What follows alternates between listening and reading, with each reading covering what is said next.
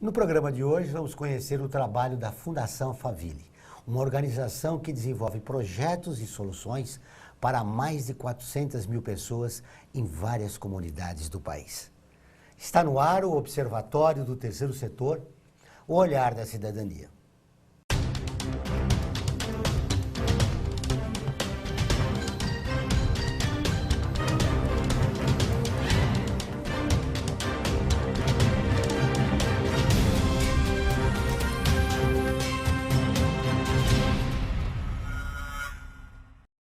O Observatório do Terceiro Setor mostra pessoas que trabalham para a melhoria da sociedade, além de divulgar e interagir de forma comprometida com as organizações de interesse social. Nossa entrevistada de hoje é a Aline Oliveira, coordenadora de comunicação da Fundação Alphaville. Tudo bem, Aline? Tudo bom, Seja Joel. bem-vindo ao Observatório. Obrigada pelo espaço. Como começou esse trabalho? Bom, muito legal. A Fundação Alphaville é uma organização de terceiro setor, a MOCIP. Nós existimos há 17 anos e ela foi criada para desenvolver as áreas de influência dos empreendimentos da nossa principal mantenedora, que é a Alphaville Urbanismo. A grande ideia do trabalho da Fundação Alphaville é permitir com que as comunidades com as quais a gente se aproxima, que elas possam acreditar no seu potencial, na sua vocação e desenvolver projetos a partir daí. Então, a gente tem uma metodologia própria de trabalho, chamada Convivência que Constrói, e a partir dessa metodologia, a Fundação Alphaville se aproxima dessas pessoas e realiza algumas etapas de trabalho com elas. Então, na primeira etapa, a gente ouve o que essas comunidades têm a dizer, entende quais são os projetos que já são desenvolvidos naquele território. A partir daí, a gente convida essas pessoas a dialogarem, então, conversar com a gente e explicar um pouco do que pode ser feito ali. Nesse momento, a gente profissionaliza, capacita essas pessoas para desenvolver o sonho coletivo desse grupo.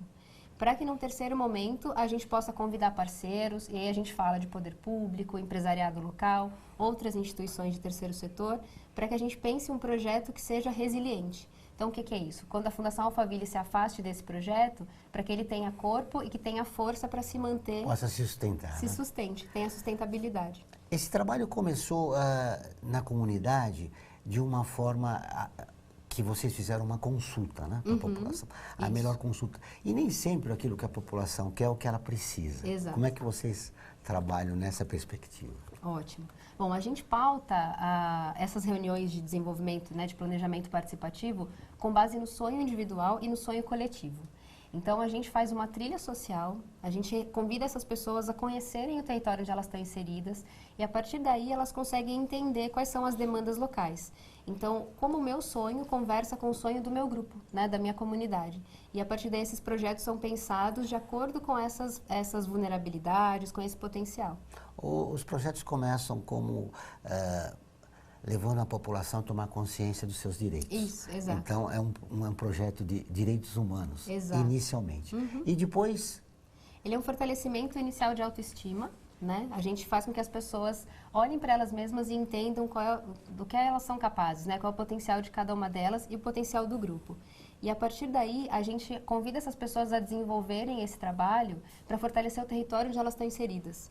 Então, é sempre o desenvolvimento da pessoa para que ela desenvolva o seu território. E os resultados? Os resultados são muito satisfatórios. A gente tem hoje implantados mais de 210 projetos no Brasil inteiro. São mais de 400 mil pessoas beneficiadas, né? A Fundação Alphaville está presente em 23 estados. E hoje a gente tem cooperativas, a gente tem grupos já emancipados que conseguem perenizar isso. Então, existem projetos que conseguem, inclusive, se desdobrar e atender a outros projetos locais que não estavam previstos inicialmente. Eu estou vendo aqui que vocês têm um projeto Bairro Educador. Isso. Como é que ele funciona? Bom, o programa Bairro Educador ele foi pensado na cidade de Jundiaí, que fica aqui em São Paulo, né, no estado de São Paulo.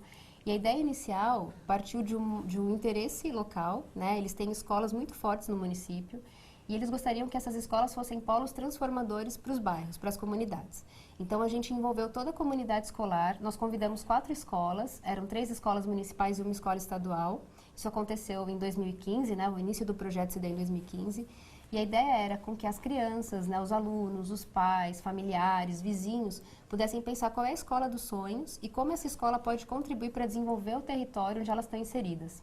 E foi super bacana, Joel, porque a gente conseguiu mobilizar mais de 400 pessoas num dia de mutirão que foi feito. Então, nós fizemos 3 intervenções nesse dia, né, com essas crianças, com essas famílias, para transformar a escola da forma como eles entendem que é necessário. E o projeto continua ainda esse ano, a gente continua com a ETEC VAV, né, que é a escola técnica da cidade, para desenvolver um polo multiplicador de sustentabilidade dentro do próprio colégio. Isso é interessante, porque você despertaram uma expectativa na população. Isso. A gente sabe que a escola pública não é ideal, né, no nosso país. De que forma o projeto continua depois dessa expectativa já assimilada pela população? Perfeito. A gente entende que as pessoas são multiplicadoras, né? Então, o nosso grande intuito como fundação é fortalecer essas pessoas para que elas possam ser a sua própria transformação, né? Então, fortalecê-las para que elas tenham essa visão mais crítica, para que possam continuar pleiteando seus direitos, que possam continuar construindo isso quando a gente se afasta do projeto. Como a gente tem mais de 210 projetos no Brasil todo, seria humanamente impossível acompanhar todos eles.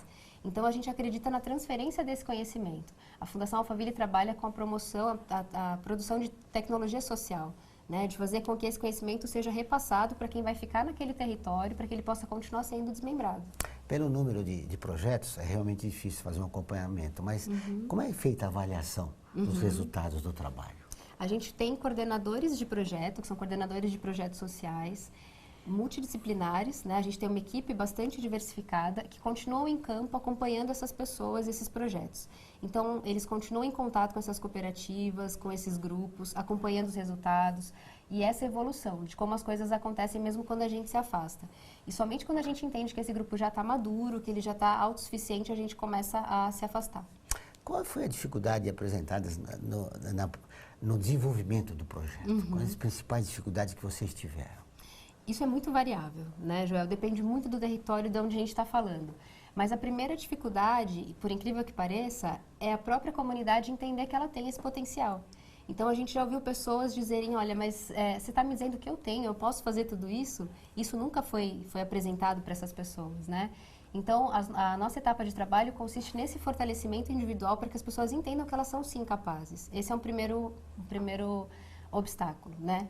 Que a gente consegue superar a partir das atividades, das dinâmicas que são feitas por esse grupo. Ou seja, melhorar a autoestima da comunidade. Melhorar a autoestima, esse fortalecimento. E depois, que eu não diria que é uma dificuldade, é uma etapa seguinte, que é a captação de parceiros que possam garantir a continuidade desse projeto. Né? Então, a comunidade ela é pensada para continuar mobilizando essas pessoas, essas outras instituições, para que ela seja resiliente, né? Para que esse projeto continue sendo mantido e seja sustentável. Ou seja, depende da conscientização da população e que novos parceiros para que ajudem a manter o projeto. Exatamente. Muito bem, nós vamos para um intervalo e voltamos dentro de instantes. Aguardem.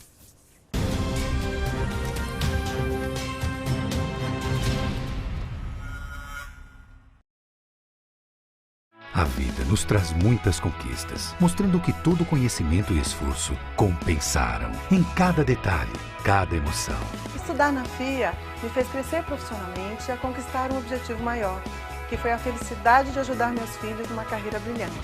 E a FIA compartilha esses sonhos com a melhor estrutura, corpo docente e networking que conduzem ao sucesso e à felicidade. FIA, sua maior conquista.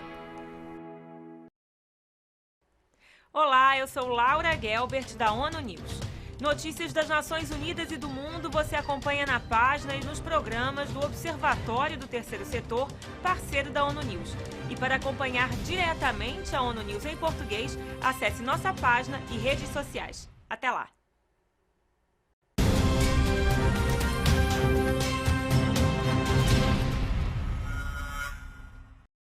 Estamos de volta com o Observatório do Terceiro Setor, o Olhar da Cidadania. No nosso canal do YouTube, todos os programas de TV estão disponíveis para você assistir quando e onde quiser. Lá você encontra o 3 News, que traz notícias inéditas toda sexta-feira. Para ter acesso ao conteúdo do canal, basta acessar youtube.com.br/Observatório 3 Setor e clicar no ícone inscrever-se. Vale a pena conferir. Muito bem, Aline, no bloco no primeiro bloco do programa, você falava de um projeto da escola de despertar a consciência da comunidade para melhorar a qualidade da escola pública. Isso. Mas um dos atores principais é o professor. Exato. E vocês têm um projeto para o professor também. Temos. O professor tem papel fundamental nesse processo, né? Não adianta você ter crianças ali ávidas, né, aptas por conhecimento, por desenvolvimento, se o professor já está muitas vezes desmotivado. A gente sabe a realidade do professor, né, no nosso país atualmente. O programa Carga professor, horária alta, carga horária baixos alta. salários. Né? Exato, exatamente. E a gente acredita muito nos professores, né? E esse programa Professor Sustentável, ele nasceu dentro dos nossos centros de educação. A Fundação Alphaville, ela mantém 3 centros de educação no Brasil. Um fica em Santana de Parnaíba, aqui em São Paulo. O outro fica em Serra, no Espírito Santo, é um centro de educação ambiental. E tem um terceiro que fica em Carapicuíba, aqui na Grande São Paulo também. E dentro desses centros, existe uma parceria muito forte com as escolas municipais. Os centros são espaços para multiplicação de conhecimento, então a gente ministra oficinas, palestras gratuitas para a comunidade e a gente convida sempre os alunos e professores a participarem desses eventos. E o curso Professor Sustentável, ele capacita professores da rede pública para que eles sejam multiplicadores da sustentabilidade integral dentro das escolas. E aí eu vou me dar o direito de fazer um parênteses aqui, né? A sustentabilidade integral, ela acredita muito em cuidar de si primeiro, para depois cuidar do outro e cuidar do planeta. E a gente tem esse olhar mais carinhoso com o professor. Então, o programa Professor Sustentável, ele faz com que o professor se sinta novamente atendido, acolhido, para que ele use os conceitos da sustentabilidade transversalmente em sala de aula. Então, ele consegue dar aula de história, de matemática, sempre trazendo conceitos da sustentabilidade e o contato com o aluno, essa aproximação com o aluno. E a gente tem tido resultados muito legais. A gente tem depoimentos de professores que não se conheciam, professores da mesma escola que não tinham esse relacionamento entre eles e se conheceram no curso. Né? Em Santana de Parnaíba, por exemplo, a gente teve depoimento de uma professora que tinha conflitos até com uma colega de trabalho, né? E a partir desse curso ela conseguiu se aproximar, dissolver esse conflito e isso repercutiu positivamente em sala de aula. Isso é muito importante, mas também tem um aspecto que é fundamental. O professor compreender hoje que ele representa uma nova figura, ele é mais um facilitador. Sim. E que tem que utilizar, por exemplo, as redes sociais, a internet, que é fundamental. Isso. E o professor tem sido sensível a isso? Bastante. Eles são muito abertos a ouvir essas informações que a gente vem trazer, porque a gente constrói coletivamente essas informações. Então, não existe uma base de dados da Fundação Alphaville, por exemplo, que a gente oferece para esses professores. Então, a gente sempre conversa com eles, esse conteúdo é pensado com esses professores, porque a gente acredita que se não construir junto com as pessoas, o resultado não vem. Né? Então, as soluções elas são sempre pensadas, construídas junto com todo o público com quem a gente trabalha. E existe um projeto que completa, né, que complementa o Professor Sustentável, que é o Programa Jovem Sustentável, que trabalha também com os alunos, né, em situação de vulnerabilidade social, que é o nosso público principal. E a ideia também é capacitar e fortalecer esses alunos para que eles sejam mais críticos, mais atuantes, com uma vertente positiva. Não adianta só ser crítico sem saber o que eu estou criticando. Né? Então, o Jovem Sustentável traz sustentabilidade integral para os adolescentes e faz com que eles conheçam também o bairro onde eles moram, a escola onde eles estão estudando e possam promover melhorias. E isso completa o trabalho do professor. Esse trabalho é fundamental, sobretudo no momento de crise que a gente vive hoje. Para se criar uma nova sociedade, nós precisamos de uma população mais atuante, Exato. mais consciente dos seus direitos. Né? Sem dúvida. Há quanto tempo esse projeto é desenvolvido? O Programa Jovem Sustentável nasceu em 2010, também dentro do Centro de Educação para a Sustentabilidade, e ele já atendeu mais de 3 mil adolescentes aí no Brasil inteiro. São 7 anos. São 17 anos, são 7 anos de projeto. 7 anos de projeto. Isso, exato. Que ele existe. E os resultados, você disse que já têm sido significativos? São expressivos. A gente trabalha sempre uma transformação ao final do projeto. Então, cada grupo de alunos precisa entregar para a gente a conclusão desse curso. Então, em alguns locais, isso depende muito de onde o projeto é realizado, né? Como eles são padronizados de acordo com o estado, com a cidade onde ele acontece, a gente tem algumas variações do tema. Mas em alguns locais a gente entrega um vídeo documentário, esses alunos produzem um vídeo documentário sobre a comunidade onde eles moram. Isso é super bacana, um deles já foi premiado pelo Circuito Tela Verde, né, que é uma premiação do Ministério da Educação. Em outros locais a gente promove uma transformação territorial, então esses meninos vão até o bairro onde eles moram e promovem uma mudança numa praça, em alguma rua do bairro que precisa de melhorias. Então, não é só o pensar como, mas é pôr a mão na massa, né? Fazer as coisas acontecerem. Dois atores são fundamentais nesse processo, né? Que é a prefeitura, Sim. a prefeitura municipal e os parceiros. Sim. Essa resposta tem sido boa? Muito positiva. Essa parceria ela tem sido de muito sucesso com as prefeituras, até com o governo do estado em alguns locais. A gente tem parceria com o Ministério Público, né? Então, a gente consegue chegar nesse setor público de uma forma muito bacana, né? E essa parceria reverbera nos projetos. É possível pensar uma escola pública na próxima década melhor com esse projeto? Eu acredito que sim, a gente sempre acredita, né? A Fundação parte do princípio de que nós somos capazes de fazer se a gente acreditar que a gente é capaz de fazer. Então, mobilizando as pessoas, trabalhando em conjunto, agindo coletivamente, a gente consegue promover as maiores mudanças, né? Independente do que digam pra gente. A gente acredita que é possível sempre e cada vez melhor. Um aspecto importante dos projetos da Fundação Alphaville é que elas começam com um processo de conscientização da comunidade. E a partir daí, na escola, nas comunidades em geral, se começa o processo de, digamos, de desenvolvimento, né, social. De transformação, de desenvolvimento comunitário mesmo, né, Joel? O desenvolvimento comunitário, ele tem existe um preconceito, né, pegando a raiz mesmo da palavra, de que ele está muito atrelado à geração de renda unicamente. E não é, né? O desenvolvimento comunitário é desenvolver aquele grupo, é fazer com que essas pessoas se entendam como um grupo, como um coletivo, e não só mais os meus interesses individuais. E aí a gente pode falar de educação, a gente pode falar de resgate cultural, a gente pode falar de geração de renda também, a gente tem inúmeros grupos de coleta seletiva, participantes aí, né, da nossa vida aí de 17 anos de Fundação Alphaville. Então, transformar essas pessoas para que elas possam transformar onde elas vivem é o que a gente acredita. Nós vamos para o intervalo e nós voltamos dentro de instantes. Aguardem.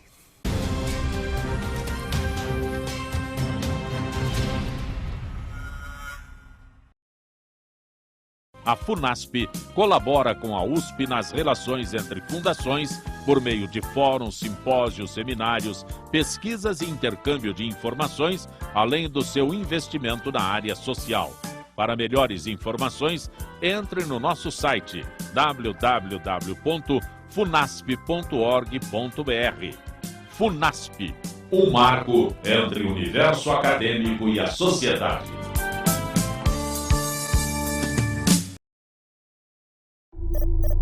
Internacionalizar a economia afeta o seu emprego?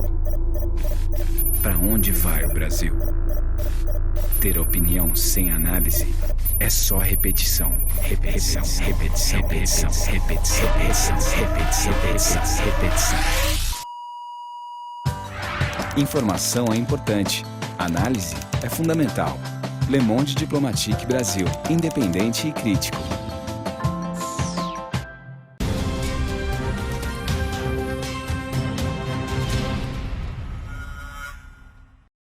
Estamos de volta com o programa do Observatório do Terceiro Setor, o Olhar da Cidadania. O Observatório do Terceiro Setor está com um novo programa de rádio, Olhar da Cidadania, na Rádio USP, todas as quartas-feiras, às 17 horas, com temas da atualidade e, sobretudo, dos direitos humanos. Anote, todas as quartas-feiras, às 17 horas, na Rádio USP, em São Paulo, 93,7 e em Ribeirão Preto, 107,9 FM. Aline, você já participou da nossa campanha de Direitos Humanos São Direitos de Todos? Ainda não, João. É só acessar o nosso Facebook e lá você poderá curtir o nosso banner observatório3setor.com.br. E lá também dê sua opinião, porque os dois projetos que nós vamos conversando sobre da Fundação Alphaville, aliás, praticamente quase todos giram em torno dos direitos humanos, né, da conscientização da população. Então é importante curtir o nosso nossa campanha Direitos Humanos São Direitos de Todos. Perfeito. Eu percebi que nos projetos de educação que você falou no bloco anterior, é importante que a comunidade não só tenha consciência, mas também ela tenha renda. Sim. Existe um projeto para contemplar a população que busca uma nova renda, a sua sobrevivência, né? Para poder ser um cidadão pleno? Sim, sim. Na verdade, a gente tem uma frente toda de projetos, né, de desenvolvimento comunitário pautados em geração de renda, né? Um dos projetos que a gente vem desenvolvendo atualmente acontece em Feira de Santana, na Bahia, e é um projeto chamado Peixe na Rede. E a ideia desse projeto é trabalhar com um grupo de 20 famílias de pescadores que atuavam, né, trabalhavam no Rio Jacuípe de forma artesanal. Então, eles faziam a pesca, né, no local, só que o rio tem um período de defeso, que é o momento do ano em que é proibida a pesca por uma questão de preservação ambiental, para que essas espécies possam se reproduzir. Quando a gente se aproximou desse território, a gente percebeu que esse grupo de pescadores era um grupo muito organizado, com potencial de mobilização bacana, e que a gente poderia trabalhar de uma forma mais organizada com eles para aumentar, inclusive, a renda que eles tinham durante o ano e ainda contribuir com a preservação ambiental. Então, foi desenvolvido um projeto de cultivo de tilápias em tanque-rede, né, que é um projeto em parceria com a escola agrária, com a prefeitura local. E a ideia é que esses peixes possam ser produzidos, cultivados, de forma a preservar o rio e para que esses pescadores tenham um aumento significativo na renda mensal familiar de cada um deles. Esse é um projeto que está ainda em fase de desenvolvimento, então a gente está no processo de implantação desses tanques-rede. E a ideia é que a gente consiga, até o final do ano, conseguir já implantar a pescaria, né, de forma mais profissional e contemplar esse grupo de 20 famílias que estão envolvidos no projeto. Para que o projeto dê certo, a capacitação profissional é fundamental. Sem dúvida. Os pescadores estão sendo capacitados, mobilizados como grupo e capacitados tecnicamente para fazer esse cultivo de forma adequada. E isso é feito de que maneira? Vocês encontram facilitadores que orientam os pescadores? Eles são reunidos na própria comunidade? Como é que funciona? Bom, o local de reunião normalmente é na própria comunidade, porque é mais fácil para os moradores, é um local onde eles já se sentem em casa, já estão acostumados, mas a gente sempre firma parcerias com técnicos especialistas em cada uma das frentes de atuação. Como os projetos da Fundação Alphaville são desenvolvidos pela vocação local, a gente não tem uma equipe tão capacitada a ponto de conhecer todos os assuntos dos projetos, né? Então, a equipe multidisciplinar trabalha com o desenvolvimento, com a gestão desses projetos. E a gente contrata os especialistas em piscicultura, por exemplo, em horticultura, em alguns casos, em coleta seletiva, em outros, para que possam dar uma consultoria técnica para as atividades do grupo. Isso que eu ia te perguntar, essa equipe multidisciplinar faz parte da comunidade ou vem de fora? A equipe multidisciplinar é nossa, é uma equipe própria da Fundação Alphaville. Nós temos uma equipe de coordenadores que ficam nas pontas, né, acompanhando os grupos.